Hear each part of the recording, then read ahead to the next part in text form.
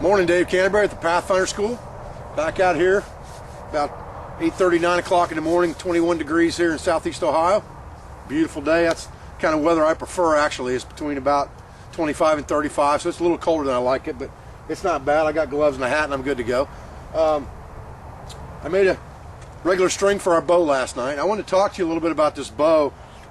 You can see that I've almost got this limb is almost straight now. And this upper limb has got some curve here and some reflex on this back side. If you remember right, this limb was reflexed in the middle of the limb, and it was also twisted off to one side. We cut part of that out, but we still had a little bit of a problem with that. So what I did to correct that was I left this bow strung overnight. Now that's not a good thing to do in a general circumstance. You don't want to leave a wood bow strung after you're done shooting it, because it will get what's called set in your limbs, and your limbs will set in a strung position, and you don't want that, because then you're going to lose cast on your bow. Now in this case it didn't hurt me. It actually straightened this limb out to where it's almost perfectly flat now instead of being twisted at all. It took a little bit of the reflex out of it, but it's still got some in it, and we've still got the reflex in this limb. Now if you remember right from the footage when we were drawing this bow at the end of the last video, the upper limb was not bending near as much as the lower limb, and I also had some questions about why the tips weren't bending. Well, the tips weren't bending really more because of the reflex, because they have to bend this way to even get flat before they could bend this way. Same thing with this limb, because it was bent down this way, that limb had to bend up this way before it could even start to bend this way. So most of your bend is coming in here. Now we've still got about a 75-pound bow here. I put this thing on a scale at home and looked at it, and it was about 76 pounds, 75, 76 pounds at 28 inches. So we still need to take a little bit of weight off this bow. I've been using a rough rasp on this bow. I'll probably go to a medium file today, and I'll remove a little bit of material out of here, not much, because smoothing this bow out now and getting the rough rasp spots off of it is going to take material away, which is going to take weight off the bow. And I want this bow to end up close to 70 pounds. But I want to also get a little bit better tiller on this upper limb if I can. So I'm going to take a little bit more material off of this area. Yeah, off of this. It looks like when you hold it up, it's bent more already. But it's just because the limb is kind of reflex deflex. And so I've got to take a little bit more meat off of here to get this to bend just a little bit more, even with the lower limb, and then we'll be in pretty good shape. So let's start by talking about this over on the whiteboard and kind of showing you what I'm talking about graphically, of why this bow is not bending exactly like it should, and why it may never bend perfectly in, you know, a D-style tillered pattern. Okay, so let's talk about this bow for a minute, because the actual shape of this stave was a lot like this. The upper limb went like this, and the lower limb kind of went like this. In the middle, so that's a little bit drastic right there, but it wasn't quite that bad. It was actually about like this, and this being the center line of our bow.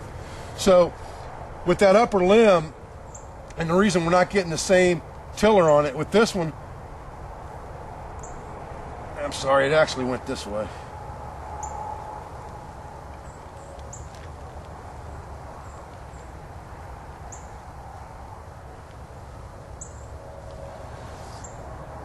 With this limb, all we had to do was get this to bend this direction, but it has to straighten out first. And then we could get a lot of bend out of this area of our limb. Now this one here has to flex at two different spots to straighten out. It has to flex here, and it has to flex here, just to get a straight line out of it. Then the whole thing has to bend. So you've got different limb dimensions that you're working with, and different angles that you're working with, and curves on both of these limbs that you're working with right off the bat. So it's very hard to get them to tiller exactly the same. Now I think we can get, now what we're looking at, now that I have left that bow strung and allowed it to get some string follow on purpose, what I really have now is I have a bow that looks more like, it's pretty straight here, and here's your handle area, and then the back of the bow has a little bit of a dip here. This has a little bit of reflex in it going this way, right in the middle of the limb right here, and most of the reflex in this limb is at the end. So we have to straighten this out first before the bow can bend, and we have to straighten this out first before the bow can bend. So that's what we've got right now. So when we pull this way, this has to straighten out and this has to straighten out before the bow can bend naturally. And right now we've got a thick spot in this upper limb that's not allowing it to flex the same as the lower limb, and that's what we're going to work on right now.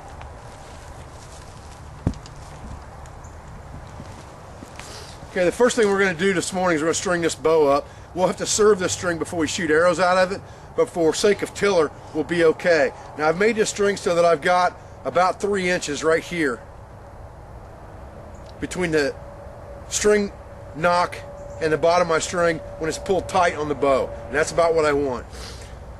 Now if that doesn't give me the brace height that I want, then I will adjust the string by twisting it down. And I'm just using a step through method on this bow, stepping through, putting the back of the bow, or the grip of the bow, right in the back of my knee, pulling the upper limb toward me and stringing it up. And that gives me about 4 inches of brace height. I need about 5 or 6. So what I'm going to do for that is I'm going to take this string off, I'm going to pull the back off, and I'm going to twist it down to make the string shorter. So I'll show you how I do that real quick. I'm just going to take it back off my knock, and that was part of the reason of smoothing these knock points out a little bit the other day, was so I could string and unstring this bow a lot easier without having to pull the string completely off the bow. I can just leave it on the bow this way. So I'm going to slide it down a little bit further here. Generally, this distance is your brace height right here. So if this string was tight from here to here, my brace height is going to be that much. So this distance will equal this distance to the string when it's done. And that's about what I want. So I'm going to have to twist this string down a little bit. It might actually be a little bit too long, but I don't think it is. I think we can twist it down and get away with it. You don't want to twist these down too far. You're better off shortening the string, because the more you twist them, the weaker they will become. So let's just take this over, and what we'll do is, I can do it right here actually in front of the camera. All I'm going to do is twist this string in the natural direction that it twists. And now I've got that on the upper limb there. I've got that exactly where I want it on the upper limb for my brace height. So now I'm just going to twist it down to where this will go right over the top of the end of my bow, and it's even. Once I've twisted it down that far, then I know I've got what I want. I'll put that over the top of that again. And I make these bottom loops a little bit smaller on purpose than my upper loop, so it stays tight on there. And I make my upper loop a little bit bigger so it can slide up and down the limb, so I can leave my string on my bow even when it's unstrung. So I'll move it down just a little bit more in the limb so that I can step through it, and we'll string it back up again and see where we're at. Okay, there we go. Now we've got a pretty close to proper brace height, and we can look at our bow and we can tell that this limb is flexing better than this limb. So now we can get our vise, our 4-way out, and we can actually take some material off of this with our 4-way while it's strung, and watch that limb kind of creep up and try to get our tiller right without putting this on a tillering tree. And that's what we're going to do right now. Now I know that I need to get some more material in this reflex area off of here. And now I can watch this limb while I've got it strung. I can just take material off slowly, and I can look at it and watch how it's bending. And it works almost like it's on a tillering tree, because I've got it strung to brace height now, the true brace height, and I'll lose a little bit of that brace height as this limb flexes. That's okay.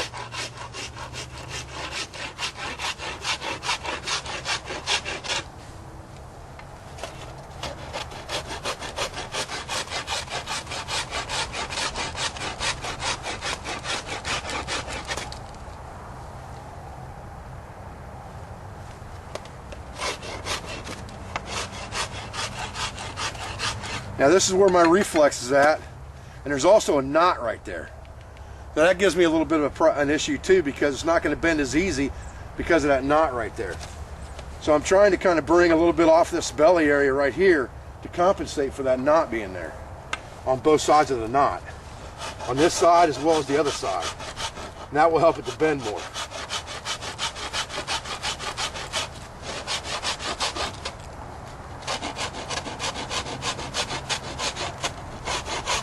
And I'm just going to take my time with this. I'm not getting in a rush, picking the bow up and looking at it and seeing how it's bending as I go. I'm going to take a little bit more off below that knot now. Try to bring that tip up a bit.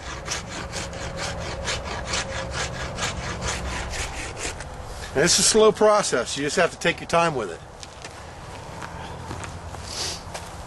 I do want to show you guys something real quick, just a little trick. You've got one of these serving jigs like this. You remember when we served this last string that we made on a tree, and we wrapped it around by hand, one wrap at a time with the serving jig. But I told you, if you have this thing on a bow, you can make it a little easier on that. And all you really have to do is start the thing winding and bounce it just like this. And it'll self-wind all the way down the bow for you.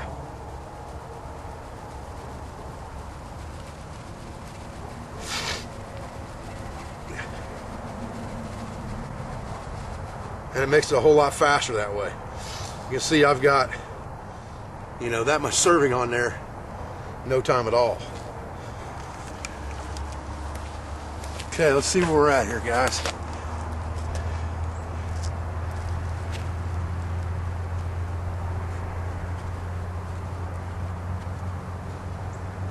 That's not too bad.